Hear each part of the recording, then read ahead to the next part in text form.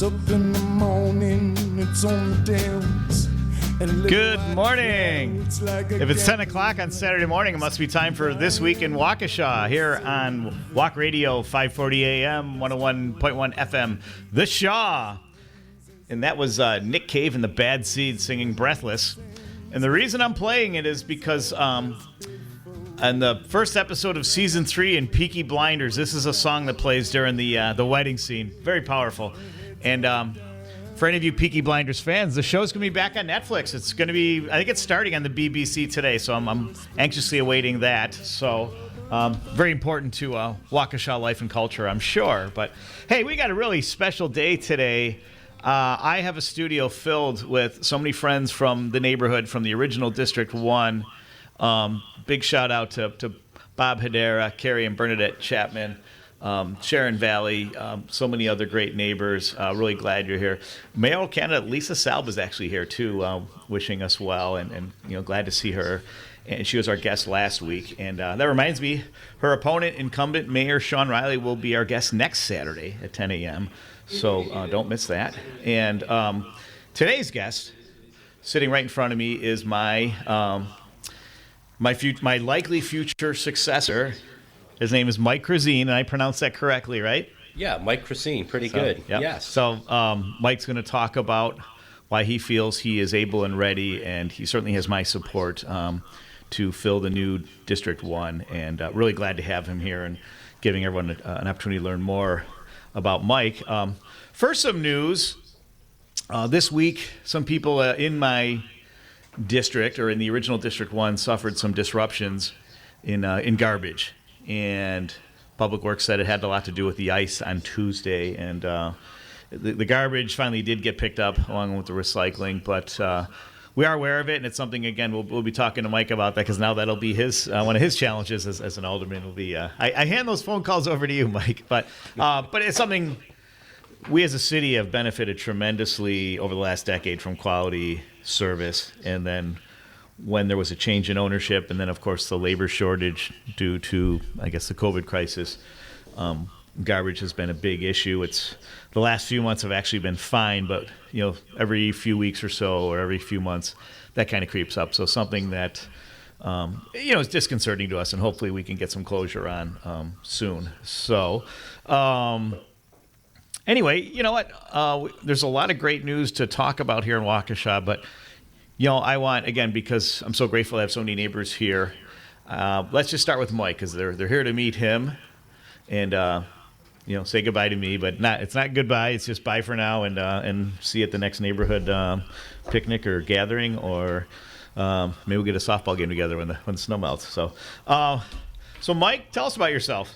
Well, thank you for that introduction. I've been in Waukesha over half my adult life. I live on what I consider the north end of Waukesha, but it's really not really the extreme north end. But our backyard is Pewaukee, and that kind of makes it kind of unique. That's where all the city sewers and the city sanitary sewers kind of end, and it's just kind of an interesting neighborhood. We have 3 parks in our neighborhood, and that's kind of nice. Like I say, I've graduated Economowoc sometime in the 1980s. A raccoon. And went to WCTC right afterwards. I got 2 degrees from there. Shortly thereafter, I met my wife.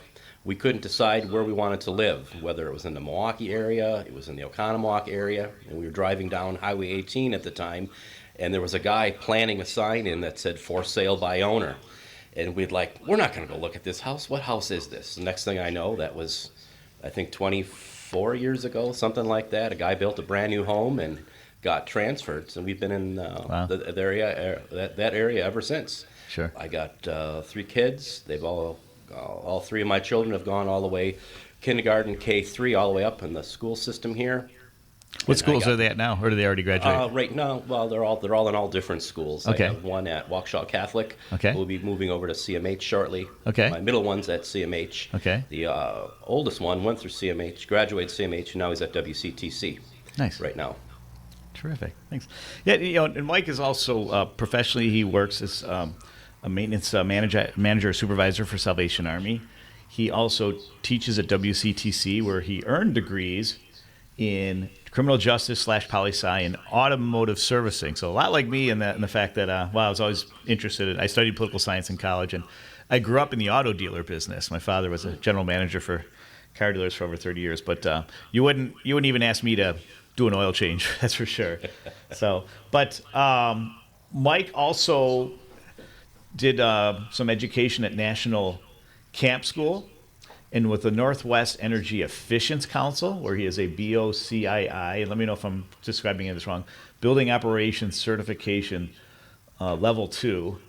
And so someone who's really taken advantage of a lot of great local resources and career-related resources to learn a thing or two. Yeah, through Wisconsin Focus on Energy and We Energies, there's all kinds of programs from an industrial setting, business setting, private setting, and even homeowners. It's just the tools that are out there are incredible, not only about efficiencies, but new efficiencies that come out and how they can actually affordably get them to your home or your business or your not-for-profit. And the schooling on the private side of things is free. On the business side of things, it's very affordable. And that's where I got a lot of ideas on saving energy, saving water, practical solar applications, practical wind applications. It's kind of rough in our neighborhood only because it's dark a lot, and when it's windy at the wrong times. But it's still, the technology is out there. People just have to go check it out. So I'm not advocating, or that advocating's not the right word, but the resources are there. Just go check them out.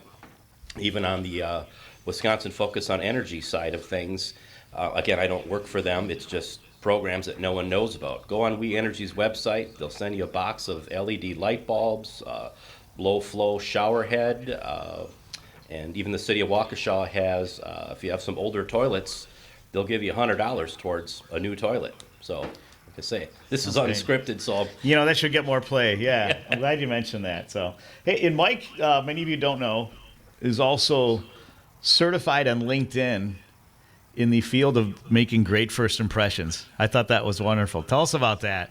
Well, I didn't even know that was a thing, but someone must have put me down for that. One of my employers I worked at a local factory for 22 years, and we had a big marketing campaign on get on LinkedIn, get out there, get you out there, get us out there. And LinkedIn in its early stages was all about just trying to get as many members out there as possible. And now LinkedIn is really neat. People that I worked with a while ago can reconnect and also help me get my new career at the Salvation Army. I'm not sure if I can even mention where I work, but anyways, it's a local not-for-profit, and that's actually someone suggested it, say, hey, we could really use you over here to think about all the things, your certifications and whatnot, and let's see if you can help us out. So first impressions can go either way, but biggest thing is just be yourself, be natural, and people will see that, flaws and all. That's great. Thanks. Yeah, LinkedIn's a powerful resource. And, there's a Wisconsin story to LinkedIn that most people don't know about, is that, originally it started out as a recruiting site for headhunters and whatnot. And a local accountant, Wayne, I should know his last name, but he's a legend. Wayne, what's his last name, Mary Jane? Breitbart. Wayne Breitbart, yes. His company was struggling. They were selling commercial rental, like office furniture. And he went on LinkedIn and taught himself how to network on there, because no one had really been doing it in that capacity as for business development. And he increased the company sales by like $250,000, something like a ridiculous amount in like a very short period of time. And then he became the guru on, how should we say it, on how to network on LinkedIn. And so it's neat. We'll have to have him on the show sometime, because he does a lot of volunteer work at churches and other groups, helping people find jobs using LinkedIn. So. But I digress. Jason, how are we doing on time? Oh, we're doing great. We got about 3 minutes to break here. Fantastic. So, hey, quick question for Mike. So for a long time, as soon as you could pull papers, no one had no one had pulled papers. And then a few days after Christmas, I get a call from you. Yeah. That you want to do it, and was really excited to hear from you. What prompted you to run?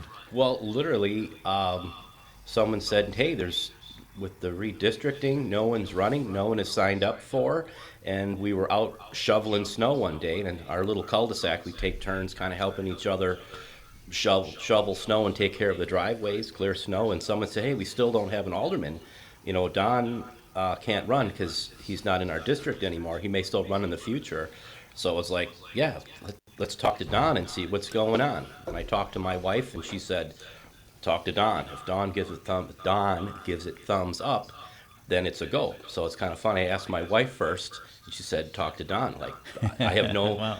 Talk to the Don. Yeah, I'm not an elected official. I've never done anything like this before, and that's basically, it went from a 1-minute phone call to about an hour phone call. Yeah, that was a great, and really glad to hear from you. So it started shoveling snow and like, hey, let's find out if someone can run for our district. Terrific. Hey, and speaking of Don's, I received the blessing, and Jason can vouch for this, I received the blessing from Walk Radio that, and for the benefit of you neighbors here, you're sitting in the future office of former Alderman Don Browne, which will be made official, I guess, after April 5th. So you're sitting in the Mar-a-Lago of the Midwest, and I'm sure you can all agree this is much more luxurious and recreational setting than our former president has down there, down south. We don't have to worry about hurricanes or those types of things up here, do we? So, but we just have squall warning. That's terrific. So you see some people here, and a big concern is with the redistricting is, we made some efforts together to build a more connected neighborhood and community, and now that the district is split right down Wolf Road, what are your plans to kind of keep this neighborhood connected? Well, it's just like how I met you. It came from a name to actual face. It's just meet people in the park. Like I say, we got a couple parks in our neighborhood, and just whether it's quarterly or more so in the summertime, just get out. We're grilling out at Piedmont. And I'll have food, I'll have beverages, and just if you want to come out and talk about something, just basically make yourself available. And that's how I met you. And I don't know where those little sausages came from, but man, the flavor was this big, but yet they were that big. They were that was really good. Classic. Oh, glad you remember that. So, well, good. Well, we're going to go to a break here, but stick around for more with First District Alderman candidate Mike Razine, and hopefully we'll get a chance to say hi to some of my neighbors here, too. So we'll be back in a little bit. Breathless without you, and the fox chases the rabbit around, and the rabbit hides beneath the ground, for he is defenseless without you. The sky of daytime dies away.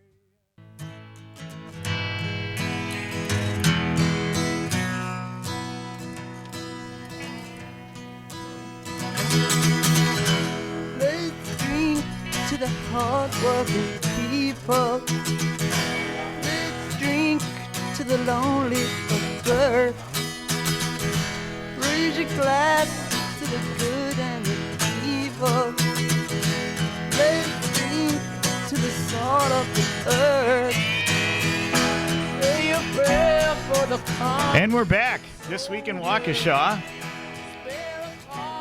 And we're drinking to the salt of the earth, the hardworking people of District 1, and now the borderland area of District 2. And but before we return with Mike, just a few announcements here.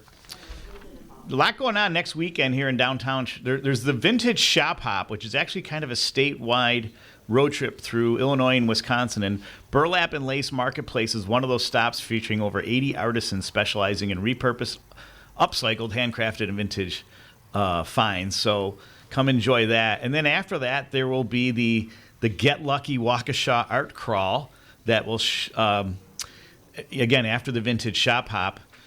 You can join them. It's the 119th Art Crawl, and it's going to go from 4 to 9 p.m. To learn more about that, go to waukeshaart.com. So put that on your calendar. And then also Thursday, March 3rd, the second meeting of the Parade Memorial Commission will convene at City Hall Council Chambers.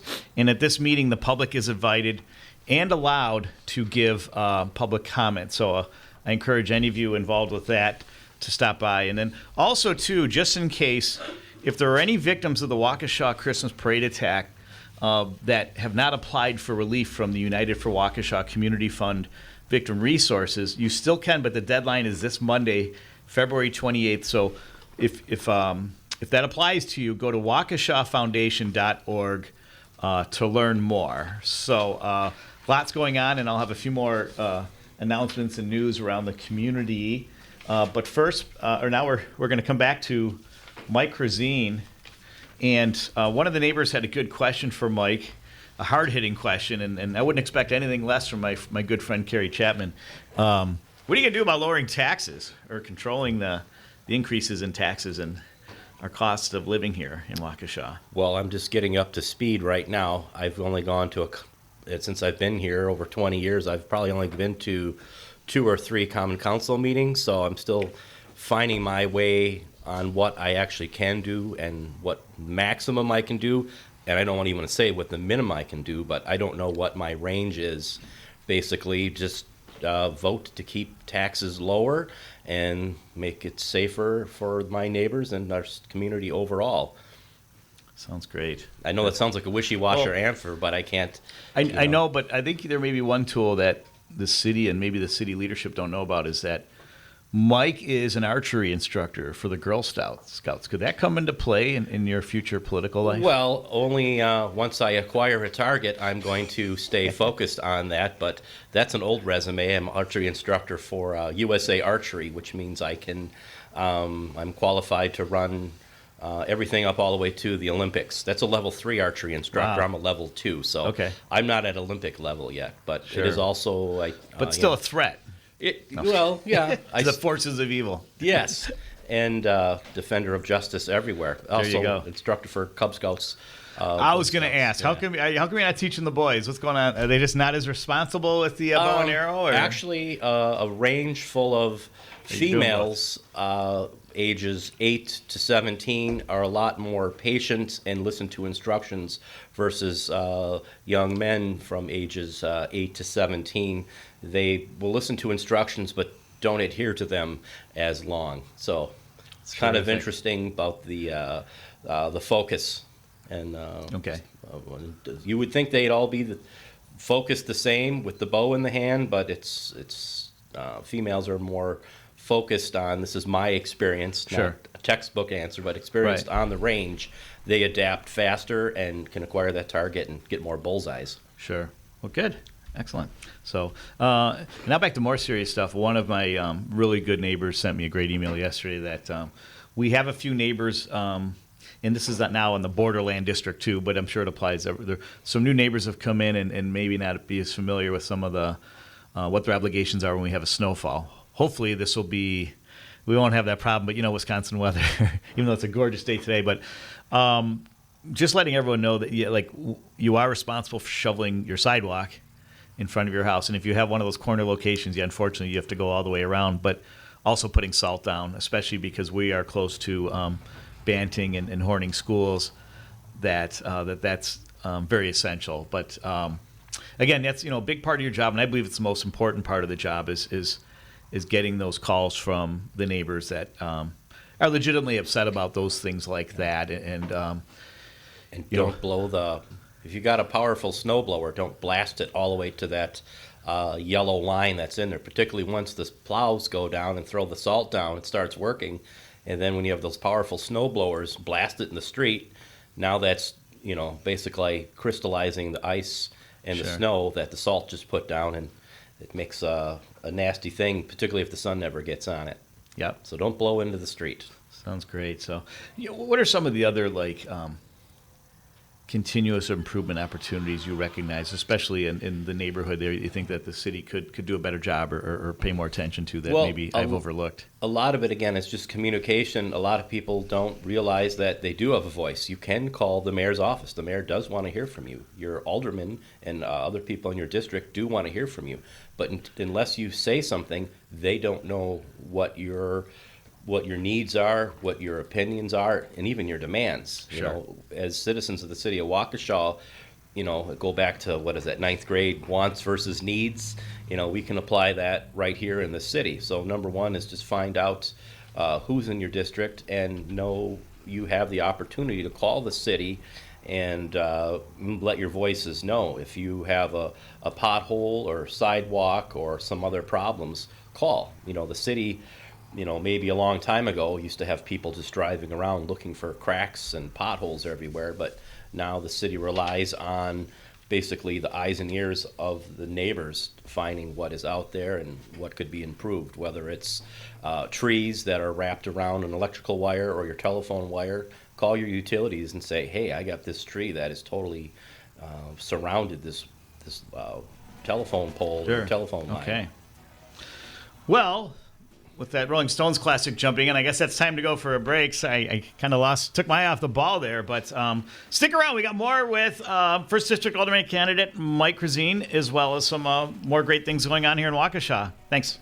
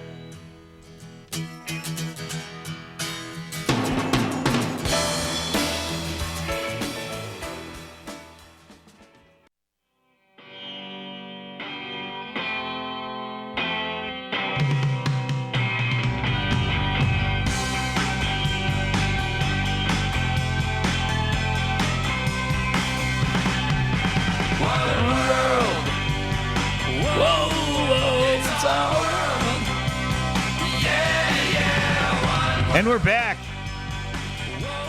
Welcome back. This week in Waukesha, and it is one world in the original District 1 of Waukesha, where Mike Krazine is here to tell us that politicians and dictators and the guys with the dough, they think they run the world, but they just don't know that our neighborhood, our community has it under control. And Mike's here to tell us much more about that. Mike, what's your first... I know you had a briefing, I think, with the mayor and the city administrator, because I think they're anticipating you're going to be the alderman, unless a write-in candidate from out of nowhere comes in, but highly unlikely. What is your big, hairy, audacious goal that you'd love to? What's the first thing you'd love to do as alderman, or the big, what you'd really love to achieve for our city and for our neighborhood? Number one is just communication. I've already started email. That's not a city email. Once I'm officially elected and sworn in, then I can have access to the city email so the population and my neighbors can get a hold of me. But I've already started a Gmail account so people can get a hold of me. But what's that Gmail account again? Let everyone know. I didn't write it down, and I just started started it. it. Okay. I think it's, what is yours? But mine is district1waukesha@gmail.com, and that one is the number one. Yeah, well, mine is the same. So I took yours, but I made it Gmail.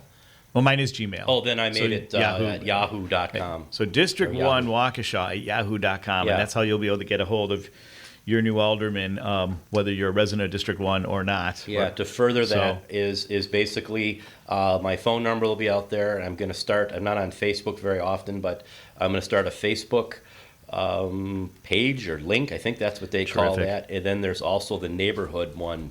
What is that called? Neighborhood linked link? Oh, Nextdoor? Nextdoor, Nextdoor's good at, yep. But that is a good one as well, and that's how we kept in I call that the missing cat app. It's like every other post on there is a missing cat. Yeah. And but happy to see most of them are recovered and found and returned safely. But what I was talking about earlier is just, the city of Waukesha's got a great website. Waukesha County's got a great website, and the city's actually easier to navigate. The Waukesha County one just totally redid it, and I can't find anything on it. The city one is easy to navigate as far as who to contact, how to contact, and where to contact them from. But it's kind of, in today's information age, everyone's got an email and a phone number and a cell phone, but somehow it's like the art of communication has lost. It's like people don't take the time to, in telling your neighbors, telling your kids, I hate this when this happens. I hate that when this happens. Hate's not the right word, but it upsets me when this doesn't happen. Well, just don't tell your neighbors. Tell your elected representatives so they can do something about it. At least if they can't do anything about it, they're at least aware of it. Sure. So back to the communication things, and that's one of the things I wish to continue on the Lost Cat app. I love how you said that. That's great. Sounds great. Well, terrific. And so as you mentioned, you've put children through the in the Catholic Memorial. So you're a patriot of the Crusader program, but. As alderman, I kind of declared District 1 as Waukesha South Country, and lately the mock trial team is going to state competition for the second year in a row, defending its state title. So best of luck to Libby Miller and her team, Coach Libby Miller. The wrestling team sent two of their wrestlers to state competition. Junior Jimmy Wallenberg, 120 pounds, and senior Isaiah Balderas at 195 pounds. So congratulations to those two young men and to the program on another great season. The varsity dance team finished 7th for Palms, and varsity cheerleading also went to state, in state competition for both. And our beloved varsity men's basketball team, again, won the Classic 8 Conference Championship, are still ranked in the top 10 in the state. And so the question is how do you plan to celebrate the success of Waukesha South athletics and our other schools? Well, it just started with all that great statistics because I can help celebrate it and relish it because I had not heard any of that.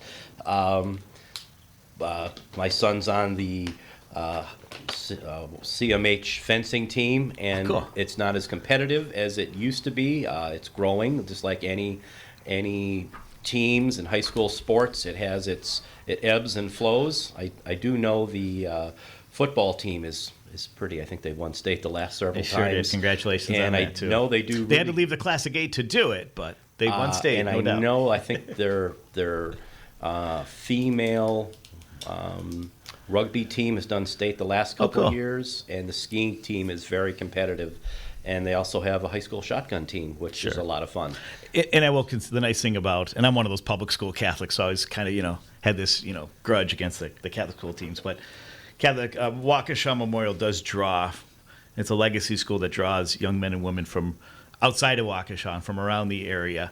And it's something we'd love to see more businesses and other organizations making Waukesha a destination. And what ideas do you have for that, or how do you plan on contributing towards that end about bringing more business and more visitors to Waukesha? I am pro-business. One, it's where our youth and where our adults can go to work and helps with our tax base, but it's something else. It's also something to be proud of. It's like, hey, that component on that radio or that component from this light bulb or this carpet that was made in Waukesha, we made the component, we sent it to the factory, and it was turned into something. That great pride is slowly being lost as a lot of our buildings knocked down. Waukesha Foundry that had to have been well over 100 years that fed International Motors engine division, and when they closed the International Motors division in Chicago, they didn't need to have their castings. So that is what's happening. But as far as what's going, I've been talking to a lot of the businesses and just, I'm pro-business. What do you need? And a lot of them I've talked to said, well, a lot of it just starts with something simple like our employees have no place to park because the street is all no parking. Let's make it no parking. And some of the places that I've talked to that had a hard time with getting their raw materials in, because of the no parking. They needed no parking so the semi-trucks can get down their road. So basically just some more pro-business friendly zoning type of definitely, looks. I don't know, the TIF districts are more so downtown. I don't know if the TIF districts in our neighborhood. Before you leave, Mike, make sure you have a chat with Kerry Chapman because he's got some great ideas, and he's very upset about some of the big anchors that had been closed, or in his opinion had been forced to close in recent years, and so you guys should definitely have a dialogue. So in addition to the great turnout, we've got people that have been, I consider them my closest advisors and most proactive neighbors, and so Bob Hedera, Kerry Chapman, Sharon Valley, those are people. Please, even though Sharon's not in your district, definitely get her phone number and or her email and all that, and make sure you stay connected. One of the things is people think like Janesville. Oh, it's when General Motors closed the Janesville plant. It's not just Janesville. our larger employers of Waukesha, it's also our smaller employers. It's our restaurants, it's our taverns, it's the local eateries. It's a place that takes care of your dog's hair, human hair. It's all those businesses. It's what makes up your city. It's like, obviously we're not a huge Ford or GM factory town, but it doesn't mean we can't support our local businesses and give them all the tools that they can do to survive, and just plain let them know, hey, we're out there. If your favorite eatery closed, if your favorite place that took care of your dog's nails and hair closed, get the word out. There's other places around town. Just communication. It's the key to everything. Sounds great. Terrific. So we have 2 minutes, so I have time for a couple quick announcements here. Is that, speaking of Waukesha South, the Raise the Bar fundraiser for Waukesha South Athletics is Saturday, April 2nd, so mark your calendars. And then one of my favorite artistic ventures in this town is Waukesha North High School Marching Band, a great tradition of excellence there. Saturday, March 5th, is their big fundraising dinner event. It's going to have live music, a silent auction, and raffles. And that's also at the Loft over on N7W23827 Blue Mound Road, across from the county airport, folks. That is next Saturday, March 5th. So, and I believe there may still be time to order tickets. Tickets are $25. It's also known the Loft at Cedar Ridge. I got married there.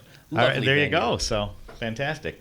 So, but yeah, Mike, I think we got 1 minute, but I know you're running unopposed, but are you doing any type of campaigning to get your name out there and let people know that you plan to stand for their district? I was talking about it, and I live at a very busy, far too busy in my mind. Take Springdale, not Saratoga. Once again, take Springdale, not Saratoga.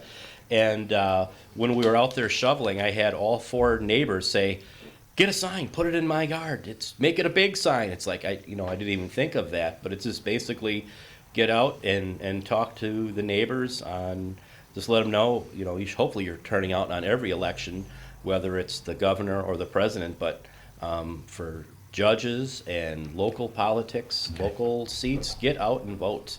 And that's the biggest advice I can get to anybody is vote year-round. Well, not vote year-round, but please vote in every election, because your school board and your mayor and your aldermanic district and your county districts are just as important as the governor and president and senators. Thank you for saying that. It starts at the local level.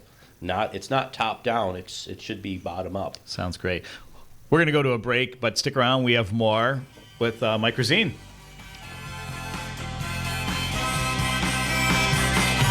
Politicians and dictators and the guys with the dough, they think they run the world, but they just don't know. Goes down here on the street, we got it under control. From Maryland to San Francisco, from New York to Tokyo. One world. Whoa, it's our world.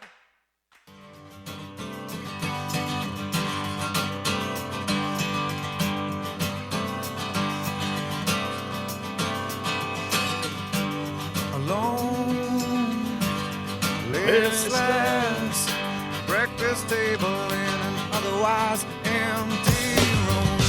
A young girl, violins. Welcome back to This Week in Waukesha. We are back with our special guest, the new 1st District Aldermanic candidate, Mike Rosine, and also welcome to the many neighbors that have shown up here today to wish me well, as well as get an opportunity to meet their new alderman, or for some of us, our alderman on the border, on the next district over, on the other side of Banting Park.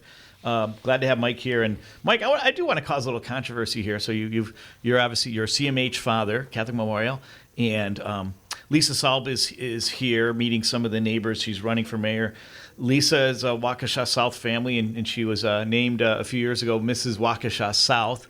And Mayor Riley is a Catholic Memorial alumnus, and so will that cause some friction if Lisa wins the election and becomes the next mayor, or how do you handle that?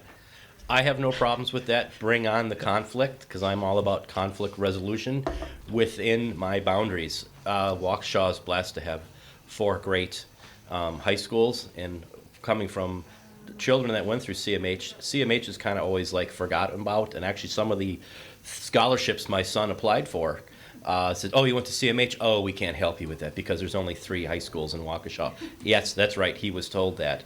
But it's, rivalry is fun, and it's what makes sports so competitive. Come on, we're facing West today, or come on, we're facing CMH today. It is all in good fun, and I have no problem with that whatsoever. But I didn't know I'm standing next to. We just found out. Yeah, Lisa's got a photo of it, and she's got a photo of it. Even her sash. I just saw the sash. She comes prepared. Yeah, so, I brought a cup of water. Some great displays of, and Mike, same thing. Even though he's a CMH dad, he's wearing a Waukesha South red collared shirt. So he's kind of he's showing that, like a good politician. He's showing the right colors here. But speaking of schools, and a school that doesn't get enough mention is La Casa de Esperanza is now enrolling students. K4 through 6th grade students for the 22-23 school year. Established in 2015, the charter school is currently enrolling K4 through 7th grade students as they continue to expand. Their full-service school features an extended school day, a dual language program in K4 through 2nd grade, and their new 7th grade expansion and English language instruction. It's a rigorous curriculum with year-round programming, a safe environment, character education, family involvement, and community partnerships. So definitely check out La Casa de Esperanza if you have children in that age group. And speaking of schools too, here, Mike, in our district, there's Banting Elementary and Horning Middle School right there in Banting Park. And me not being from Waukesha, like yourself, we're both transplants. It seems that there's the relationship between the city and our schools. It's either estranged or it could be tighter. And it was something that I've always tried to advocate for, is how can we partner more with the schools? And in Banting Park, the park belongs to the city, but the schools are in that property, and so they utilize our park space. And so, what would you do to engage more with the schools to develop a stronger partnership and where we can maximize resources for the benefit of our children?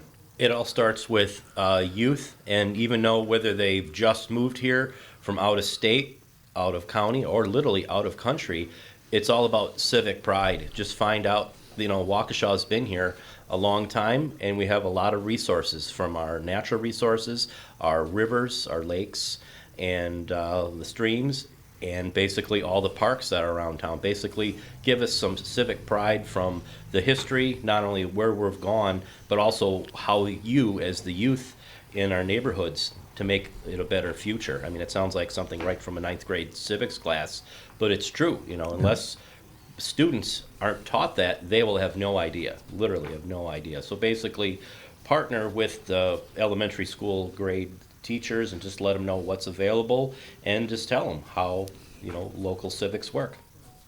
Sounds great. I appreciate that. And how do you, one of the questions when I was running for alderman, some of the other aldermen said, what have you learned about the other districts in the city, or what time have you taken to learn more about the city? And I lived here, good 8 or 9 years before I really made an effort to do that. But how well educated would you say are on our city's resources and what we have, and maybe what some of the other aldermanic districts look like? Well, there is the city website. It's great with their city calendar, not only of where to vote, when to vote, and even how to vote. The city website's a great resource. I know there's the Waukesha Freeman, which is available online, and there's also the Waukesha Patch. And I wish my wife was here. She didn't want to attend here, but she also has a lot of neighborhood resources. Believe it or not, I think it's actually called Waukesha Moms. Just get together with Waukesha moms. It's like, one of the parade victims is having a rummage sale today. This isn't today, but this is an example of how to get the news out and spread the news of things on a local level that is happening. Okay, so, well, that reminds me too. It brings up a good point. Is we live in a very polarizing world, and it's great that we have a very nonpartisan. I mean, by design. Our mayor's office and our city council are nonpartisan positions, and you've told me you're fiscally conservative, but you work for Salvation Army, yes. And so you have experiences kind of on, I hate to say both sides of the aisle, but you seem like you have a pretty well-rounded, well-balanced worldview. What do you feel you could do as alderman to kind of build more bridges among neighbors and build connectivity and find common grounds where we can work together and basically look after each other better. Sorry to cut you off. No. Find out what the needs of the community is, not just our in District 1 and our 4 wards, but chances are if we're having a problem in our neighborhoods, find out what else is happening in the city. If it's a problem on the southwest side, it's probably going to be a problem on the northeast side. Get together, it's like, Sure. no, that's a District 7 or District 6 problem. No, it's all of the city of Waukesha problem. Find out how we can meet the needs and get together and maybe come up with a common goal and fight together with whatever the problem is and find a solution to it, whether it's financially or just a vote, something we can vote on or Sounds great. approve. Cool. Thank you. And then a question I'll ask everyone on the show is, because we're very much about supporting small business in this town, especially original Waukesha-born small businesses. Is there a small business you'd like to give a shout out to today, or that's a favorite business of any kind that you and your wife, your family, really feel grateful to have in your world? We like to eat at Tally's Tap on Sunset. When it's just my wife and I, we do Dave's, and it's just the old world. It's like, what do you mean? It's right out of the 1950s or 40s. It's like you go there, you can sit at the lunch counter, and you don't even look at the menu because sometimes they're inventing something. It's like, what's that? It's like, oh, that's something he gets. Oh, I'll eat that. So an old-fashioned lunch counter.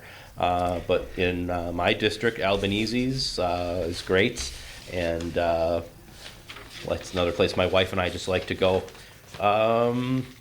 Pretty much, I'm truly blessed with great places to get my oil changed and get my car fixed and car parts all right in my own little neighborhood. Fantastic. Well, good. Hey, before I forget, speaking of small businesses, too, is that there's still some great sponsorship opportunities for this week in Waukesha, and that includes placement on some of the other Walk radio shows, and it's really a partnership to build a more connected community and really get our neighbors more involved and promote our businesses, large and small, that are Waukesha proud and strong. And so for more information on that, you can call me directly on my cell at 414-750-5902. That's 414-750-5902. So, Mike, Jason's telling me we're getting down to the last couple minutes here. What have I not asked, or what is there that you want the city of Waukesha, not just District 1, to know about what Mike Krazine is and what you feel you can bring to our city government? Pretty much just I'm very passionate about my youth organizations that I volunteer at, my church that I volunteer at. Pretty much just, passion. Hopefully I can take some of that passion, find out what the neighborhood, my neighbors, what their needs are, and take that same passion and find out, is there a solution to that problem? Or you also have to realize sometimes when you're solving problems, when you're solving solutions, some of those solutions actually can create more problems. So it's actually talk about and find out what the next step is, whether it's, hey, we should add something in this area, but then is that going to make more problems for those neighbors in that area? So before we just jump into something and say we have to do this now, what are the repercussions of that? Are they all great? Or if it's 70% great and 30% not so great, then I think we're going to have to do the 70%. Terrific.